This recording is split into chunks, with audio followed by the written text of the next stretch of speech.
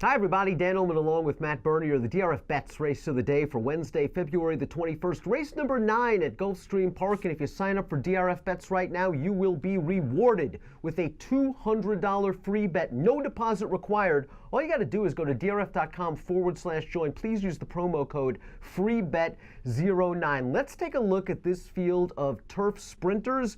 They're fillies and mares going 5 furlongs. It's an optional claiming race, 50,000 non-winners of 2 other than. You can access free formulator pass performances for this race on the Race of the Day event page on drf.com. Download them and handicap along with us. Matt and I will take this field in post position order. We'll begin with the rail. It's Fear No Evil coming off a little bit of a layoff, but if anyone accesses the DRF Clocker report on drf.com, and I would urge everyone to do so, they like what they see from Fear No Evil. Yeah, and you know what? You don't have to go that far back. You go 3 starts back. I know it seems like it was a lifetime ago, but it was back in September.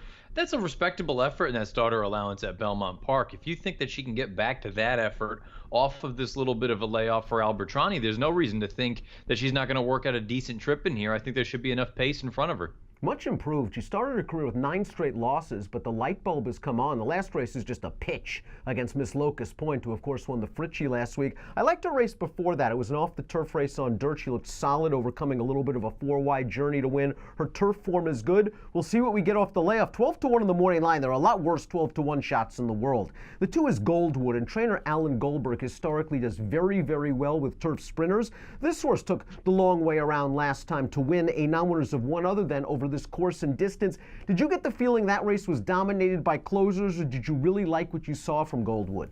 Well, I certainly think the closers fared well in that spot. It just kind of felt like it was an instance where Edgar Zayas really was intent on choking this horse back, and I don't know if it was because he had read the form and realized there was going to be plenty of speed up front, but you look, this horse has shown in the past that she can be much more forward, much more into the running early on. He made a concerted effort to take her off of it, and it was the right move. I just kind of looked at that race and said, you know what, they may have only been separated by a neck, but the first and second place finishers, to me, there was about 3 lengths difference considering the amount of ground that this filly carried, and the runner-up shot up the wood the entire way. Kasuga the 3 is the horse to beat. She's got the class. The Timeform US Pace Projector has her where she is very comfortable out there on the lead. A completely different scenario than last time out, where for one reason or another she just was unable to make the lead, ended up far back. She tried to rally down on the inside. She wasn't going to win, but she was steadied again in mid-stretch. It was just a disastrous trip for her. The race 2 starts back against graded stakes competition. I know she finished 4th. I thought that was a solid effort. You can make an argument. If she runs that race with this pace projector, they're not beating her.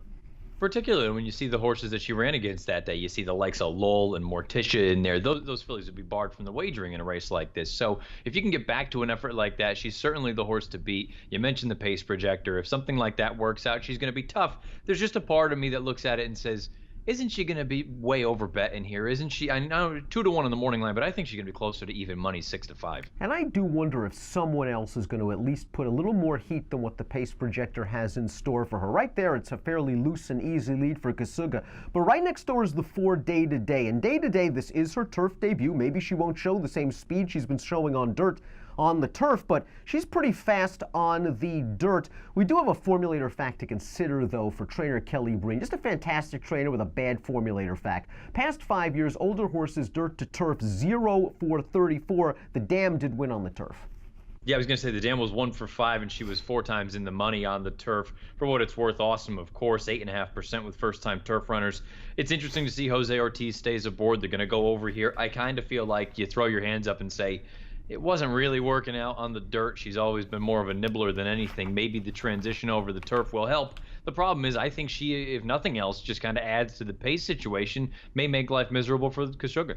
A fast pace would help Pastime, the number 5, who scored in an off-the-turf race in her final start as a 3-year-old. Steady numbers from a Beyers speed figure perspective, but she wasn't able to build on her first 2 career starts. Beyers of 71 and 73. I'm just a little concerned she might have too much to do in the late stages here. Yeah, that's a big concern, and also just like you said, from a speed figure standpoint, she's rock solid, but on paper, at face value, she's a little bit slow. The 6 Super Duper Sky goes out for trainer Mark Cassie. We have a limited positive formulator fact for Cassie. Past 4 years, older horses coming off this kind of a long layoff and optional claiming turf sprints, 25%, a positive ROI. This one took on some tough competition in her last 2 starts at Woodbine. That Alley Wow Stakes, the 4th place finisher, is pretty good. She came back to win with an 89 buyer, and she was just completely out-sprinted early. Maybe 5 furlongs is a little bit short for her, but she did win at 5.5 over the Tapeta surface at Woodbine last year. If there's pace, maybe this is the right closer despite the layoff. Yeah, I think there's a case to be made that she might be the best horse in the race, even including Khashoggi. But the problem that I had, the only concern was that sort of distance off the layoff, where it feels like Cassie has always tried to campaign her at those middle distances out to a mile. Maybe this is a means to an end. At the same time, if the pace does heat up front, you know on her best day she can come with run. I thought that Alley Wow, for the most part, the pace held up. Thought she came on with a nice run at the end. If they throw it down early, I think she'll run late. Turf debut for the 7, Keep Your Head Up. This is a horse that is a multiple winner on a synthetic surface. Often the synthetic form successfully translates to turf. Her sire, In Summation, is known for getting solid turf runners, especially sprinters. This horse didn't fire on dirt last time. I'm not going to really hold it against her. Formulator fact for Joe Orsino. Past 4 years, older dirt to turf runners, only 2 for 48. At least this will be a price, and a Rad takes the mount. Yeah, Rad takes the mount, 10.5% first-time turf for the In Summations. This one's also a full to a horse called the Commish, who was 3 for 15 on turf. So you do have some immediate turf in that pedigree. Again, the synthetic sort of argument, I agree with that. I think usually that's a good little barometer to try to see if it'll work.